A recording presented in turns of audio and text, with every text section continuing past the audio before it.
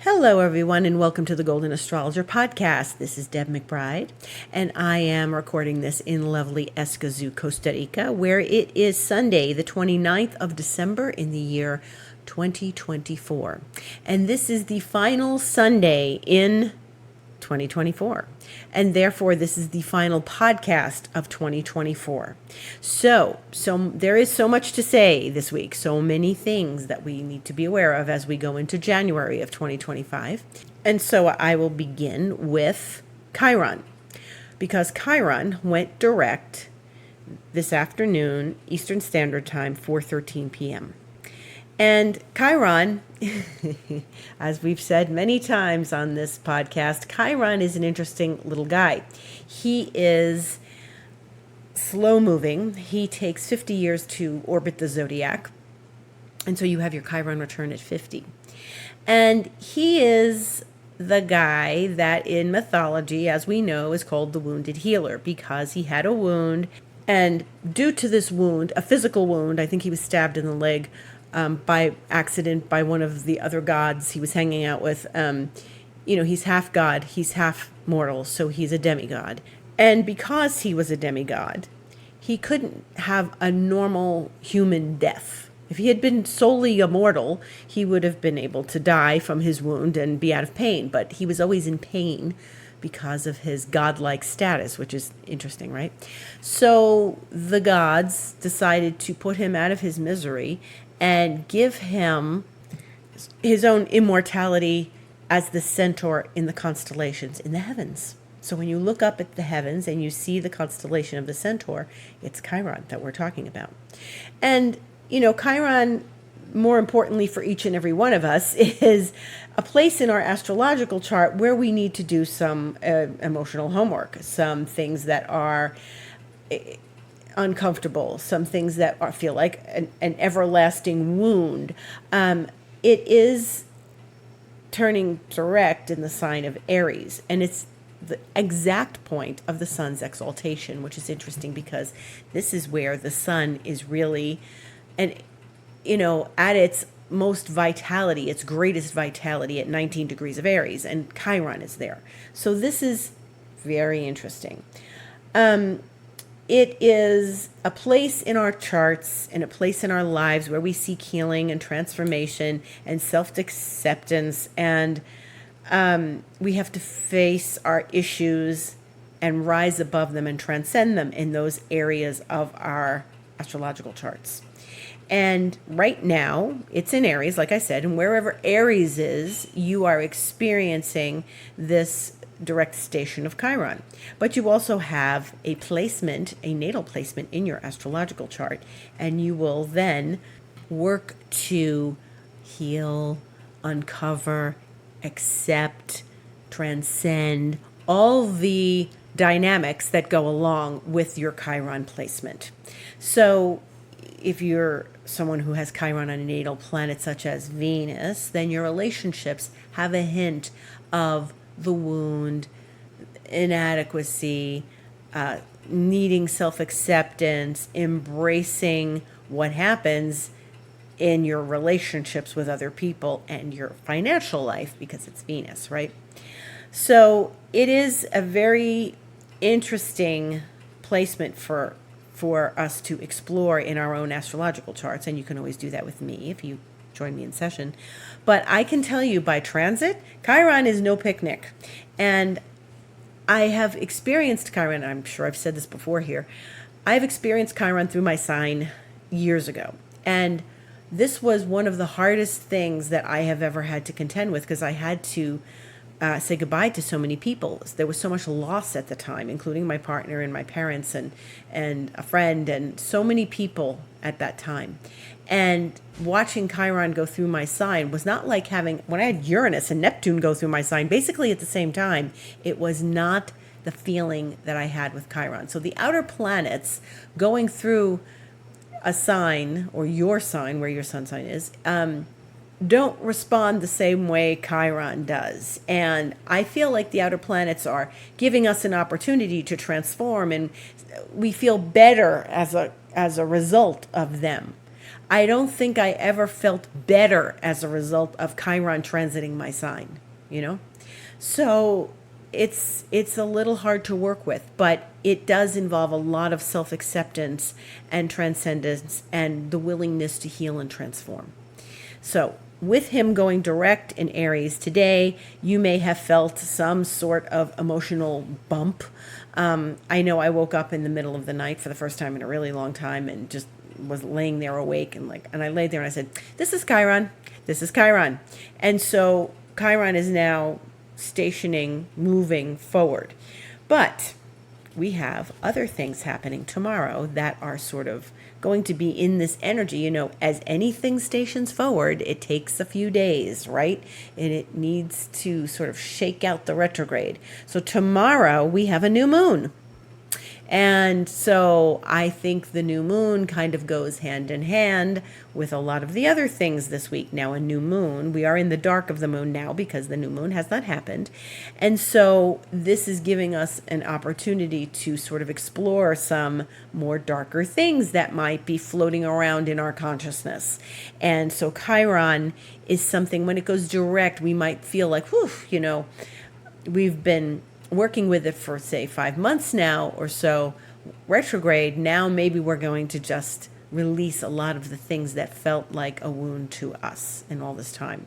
And you probably felt it through these last days up and coming. So tomorrow there is a new moon in the sign of Capricorn because we are in Capricorn season, as you know. And this is tomorrow, the 30th of December. And that new moon occurs at 9 degrees Capricorn, 44 minutes at 5:27 p.m. Eastern time. So the new moon is in an earth sign and a sign of great discipline and duty and responsibility. And this is not what we want right now. It's always that we don't want to think about responsibility. I'm seeing so much on Instagram. It's like, this is the liminal space week. This is the week of how we don't know what day it is. We sleep late, you know, that week between Christmas and New Year's where, you know, everybody is sort of floating around in their own little whirlwind of holiday magic, which is very nice, or holiday restoration, like you're now sleeping late after all the festivities, all the shopping, all the cooking, all the wrapping of gifts, all the shipping out of things, receiving things in the mail, all the holiday hustle and bustle. So now we don't really want to be in the responsible mode.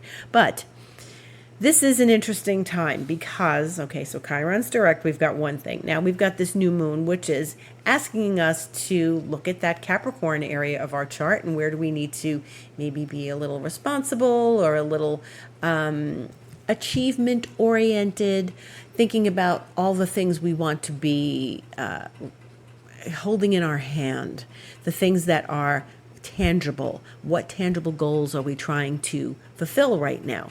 Now, this is not the first new moon of this month. There was a new moon back on December 1st, on Sunday, December 1st at 9 degrees Sagittarius. The new moons have been falling at 9 degrees. That was certainly in Scorpio and Sag and now in Capricorn. But this is the second new moon in the month of December, which is called a black moon.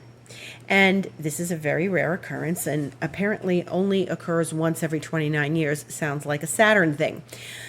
Now, with a black moon, it's apparently something, well, obviously we don't see the moon, okay? We don't see the moon when it's new because it's not getting the radiance of the sun like the full moon is. And so it's a dark space. And then when the new moon occurs, we start to see that little sliver, the little crescent in the sky that shows us the moon is coming back. It's waxing. So we can experience this final lunation of the year 2024 and the final new moon of 2024 this week. And, you know, that energy is with us already, and then it will continue these next several days. But getting our wishes fulfilled is what the black moon is about. Manifesting, doing a little mysticism, doing some rituals, some space cleanses. And that's always good to end the year doing a space cleanse and starting the new year. So you can make some real intentions for this new moon, and it will probably be a very powerful experience as it's the end of the year. So emotionally, the end of the year is always a powerful experience. And then when you couple that with a lot of lunar energy, you're going to see more emotional things get put aside and step forward into the new, and maybe feel things a little stronger than you normally would when New Year's Eve happens and there's no new moon. But then after the moon is finished with its tour of duty in Capricorn, it eventually goes into Aquarius, which obviously it does this every month. So after it finishes Capricorn, it goes into Aquarius, and it does that on Wednesday the 1st at 5:50 a.m. It enters Aquarius, that is Eastern time. Why do I care about this? Because our friends Mars and Pluto are going to be opposing one another. And they are going to come in for their second opposition. Now, they opposed each other, interestingly enough, at the beginning of November, when we had this a new moon back in Scorpio, back on Friday the 1st of November. Then on Sunday the 3rd, the Mars and Pluto opposed one another in the wee hours of the morning. And so this new moon is going to have a follow-up of the Mars-Pluto opposition, just as it did back in early November. So 2 months ago, essentially, we had a new moon and then Mars-Pluto, and now, again, we are having a new moon and then Mars-Pluto. And this time, after the new moon and then the moon goes into Aquarius, it is going to trigger the Mars-Pluto. So Mars is in Leo, retrograde, and Pluto is in the very beginning of Aquarius. And Pluto is about to finally switch off from 0 degrees Aquarius to 1 degree of Aquarius. And that is where we are going to get the hit from Mars. So they're really kind of revved up anyway. But what I think is going to happen here is that as we get into Wednesday, we're going to feel the moon conjunct Pluto at 7:45 a.m. Eastern time, and then oppose Mars at 8:53 a.m. Eastern time. So this is going to be within a very short window of time that these are going to happen, and Mars and Pluto are going to get triggered by this moon. So they're already close in opposition, and the opposition doesn't occur till the wee hours of Friday morning Eastern time. So if you are in the Eastern time zone, it's 2:21 a.m. Friday the 3rd, but Pacific time zone, it's the night before, 11:21 p.m. And if you're somewhere else in the world, then you're going to probably feel it on Friday. But regardless, this new moon is going to then open the door for Mars and Pluto to oppose and get triggered by the moon that has just been new. This is a lot of emotions. This is a lot of emotions. This is a lot of stuff. This is a lot of things that we are going to have to feel through and contend with as we move into New Year's Day. So what does this look like? Well, let's talk about this emotionally. If Mars is retrograde, and it's going to be retrograde until February 23rd. What does that tell us about New Year's Day? To me, right now, I feel like New Year's Day is just, we're opening a new calendar. Yeah, it's a new month. It's a new month. It's a new year, numerically. But emotionally, psychologically, we still have a whole lot of stuff to work through that started in 2024. And so 2025 is not going to feel particularly new to us. It's going to feel like we are working through stuff that is still on our plate from the year before. And this is very true.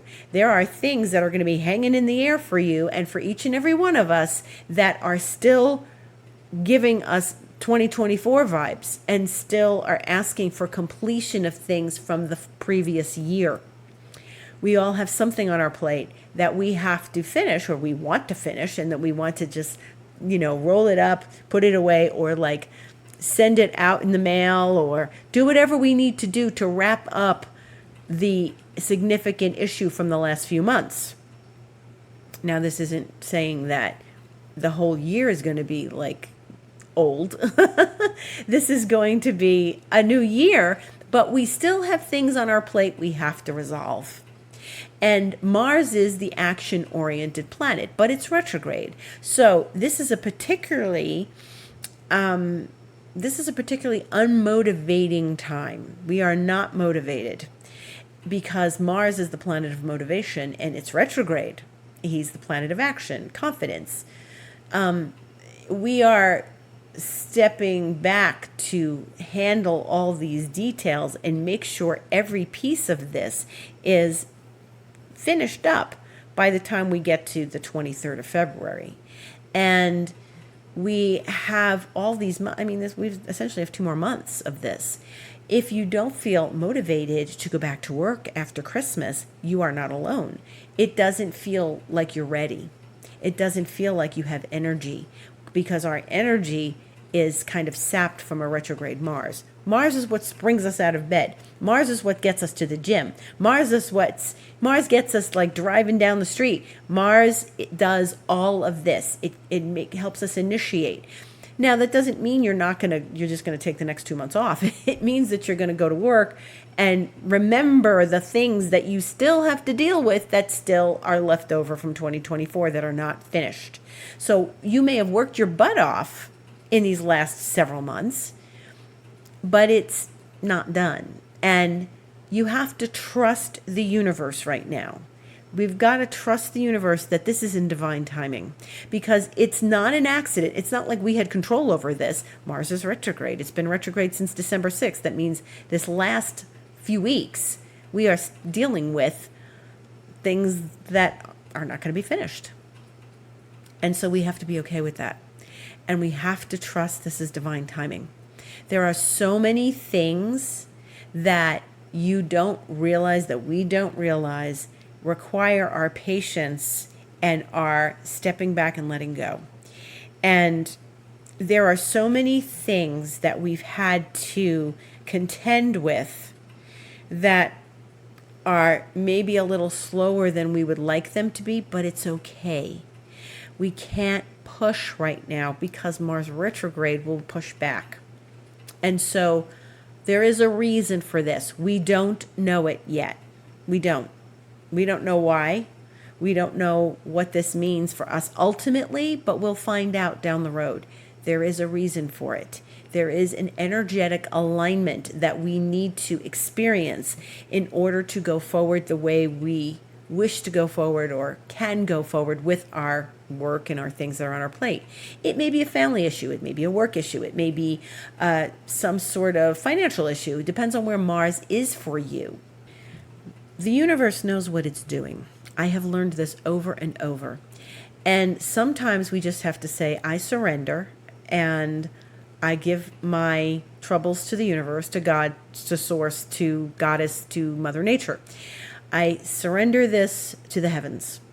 And I've had a few little things these last couple days and week. There were little things I just said, I don't know what to do about this. I need to do something. I need to buy this gift. I need to give this gift to someone. Who's it going to go to? There were some things that happened, and I just let go. I just said, I don't know. And then the answer appeared.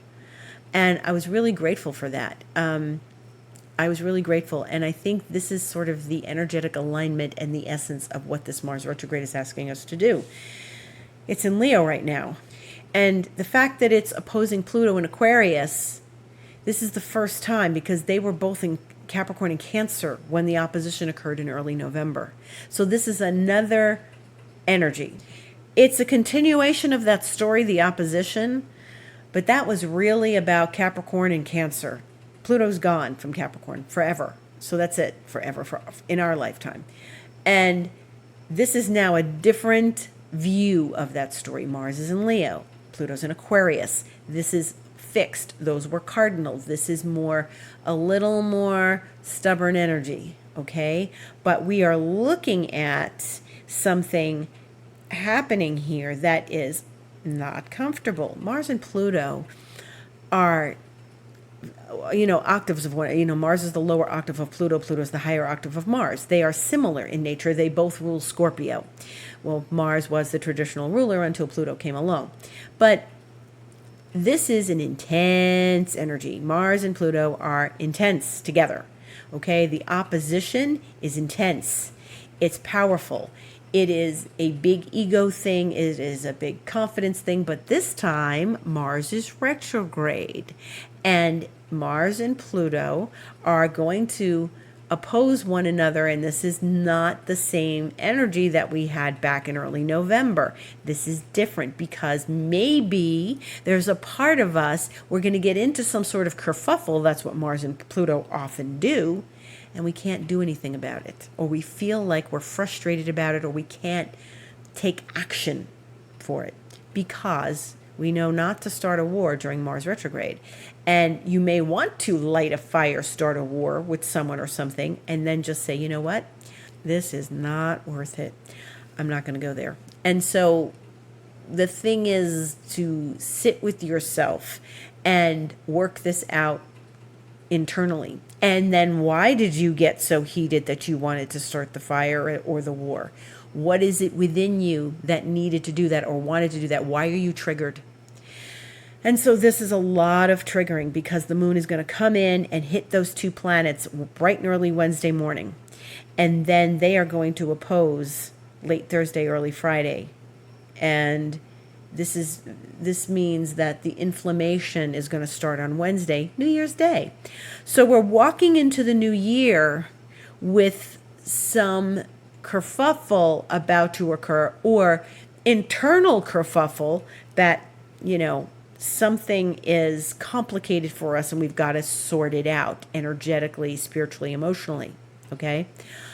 I would say let go as much as you can. Try not to control things and watch your temper. My goodness, watch your temper. If you are out partying on New Year's Eve, please watch your temper, watch the traffic, watch your consumption or indulgence of anything. Just be careful and try to find peace within this, okay? There is something hanging in the air that's going to start on New Year's Day, go into the next couple days, that may be inflammatory, and the last thing we want is to cause more issues. The last thing you want is to get into some sort of argument, fight, confrontation with someone. Look at yourself. Why are you triggered? And make sure you do your emotional homework for this, because this is a big trigger. Be careful when you are driving. If you don't have to drive, don't drive. There are going to be other people who are not in control of their emotions. And just be aware that there are some things that may be floating around in the air that maybe you don't necessarily feel, but other people do, and they may impact you. So just be as kind as you can. Be as loving as you can. Lovingly let go of 2024 and open to 2025. Okay? Open gently, sweetly, say a prayer, set an intention, light a candle, do a reading. Here we read the cards every New Year's Eve. And we started this, the archetype cards, not the tarot. We read the archetype cards, the wild unknown archetype cards, just because I got them in 2019 when they were released. And we decided to read them on New Year's Eve. And it was fun. And then 2019, of course, was the New Year's before 2020. And if you remember the stories on my Instagram, if you followed me there, 2019, when we read the cards, and there's 4 cards in the particular reading that I do. And when we read them on 2019 New Year's Eve, they were very unusual and distinctively in black and white. And what I couldn't believe is with such a colorful deck that these 4 black and white cards came. And one of them was the fault line, and another one of them was the riddle, and another one of them was the animal. And we could not understand what 2020 what was telling us about 2020, what 2020 was going to be about. And we soon found out, not long after that, a couple months later, we found out what 2020 was going to be about. But what a startling reading it was. What an unusual and striking reading it was. And when we did that, I was just so puzzled. And then when it all happened, and I looked at my friends here and I said, the reading, 2019 reading, oh my God, the reading that we did a couple months ago. And that was a little goosebump moment. So we're going to do that again. Last year I didn't take a picture of them. This year I will take a picture and post them on my Instagram on the 1st of January. So we will see what comes. We will see what comes for 2025 as we open to this new year with Mars and Pluto and with the moon triggering them. So be brave, be strong, be resilient, be calm, and you can handle anything that comes. The lighter moment will come on the 2nd of January, which is when Venus will enter Pisces at 10:24 p.m. Venus likes Pisces. This is going to happen before Mars and Pluto oppose. I mean, they'll be in opposition, but the exactitude will not occur before the Venus and Pisces. Venus and Pisces will happen first. And so Venus likes Pisces. She's exalted there. So this is a good, loving, empathic turn of events. And one hopes that this is going to give us some real strong and beautiful moments as we move into the new year. Mars will move back into Cancer on Monday, the 6th of January. And we'll talk more about that on next week's podcast, okay? Because it's taking its last week in Leo. And after it leaves Leo on Monday, the 6th of January, the Epiphany, it's not going back into Leo again till April 19th. So all of January, all of February, all of March, and 3 weeks of April, almost 3 weeks of April, Mars will be in Cancer. It is not Mars's favorite sign. Mars likes to be in Capricorn where it's exalted, and so therefore it's a little more complicated when it's in the sign of Cancer. But you can bet that Mars in Cancer is going to bring each of us some energetics towards releasing old emotions and old insecurities. So we're going to have to confront those things, okay? This is very tender. Be kind to yourself. Be gentle with yourself. Work with the energy. And again, give what you cannot deal with right now. Just give it to the universe and allow the universe to work its magic, and it knows what it's doing. So work with Mars in Cancer that way. There's going to be a lot more to talk about as we go through these next months because Mars isn't finished. Mars has got a long way to go before it comes back into Leo. So this is it, the last week of Mars in energetic Leo, and that's what's sort of helping this go along, right? It's helping the energy of Mars not be so quiet, because Leo is a fire sign, and Leo is, a joyous, happy, elated kind of creative sign. And so when it goes back into Cancer, it's going to be more sensitive. There's going to be more tenderness, maybe more ouch, maybe more looking, staying quiet, being contemplative, time to really work with that energy of stepping really within. Cancer, I think of Cancer as like, it's the moon, right? And, it's like the womb, the mother's womb. So it's like kind of maybe a little bit of returning to the nest and sifting out and sorting out the emotions. Contemplating is a good way to spend that Mars time in Cancer. Okay. Lots to sort through, lots of emotions, lots of feelings, and don't be afraid of them. Face them. And so Mars is about facing things. It's about bravery. It's about confidence and courage. And even when it's retrograde, we can use it to face our deepest emotions that might be uncomfortable for us. and that we don't necessarily want to look at. Okay, there may be some family things that have to get sorted out, right? Because it's Cancer. It's a sign of Cancer. So one will hope that we are present for ourselves during that time and stay connected to our feelings. Do what you need to do. Write, meditate, journal, process your emotions.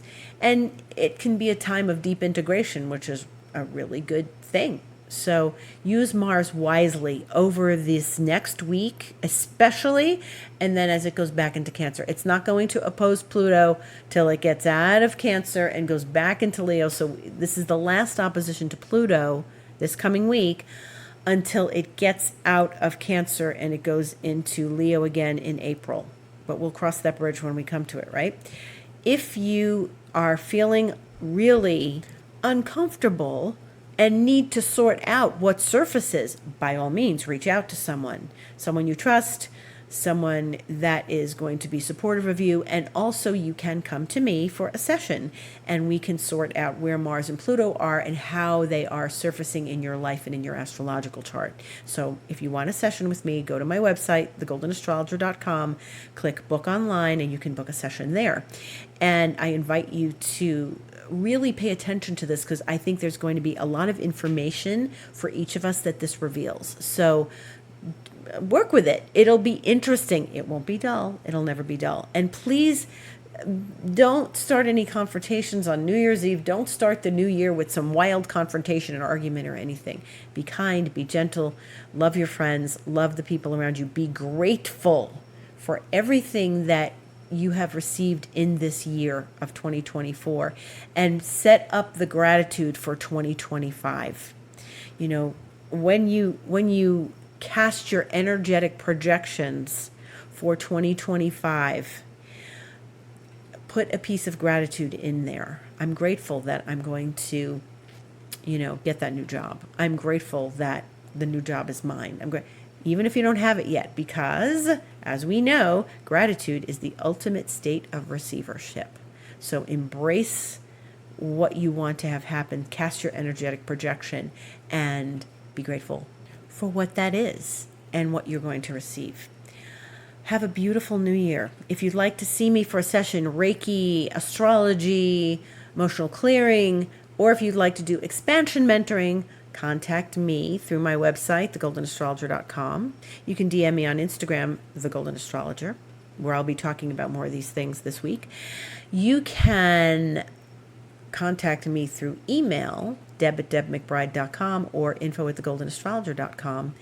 And I am happy to work with each and every one of you. Thank you all for a beautiful 2024, for listening to me, staying with me every week, listening to me on my podcast. I love all of you. I am grateful for each and every one of you. Blessings and blessings for 2025, and I will see you in the new year.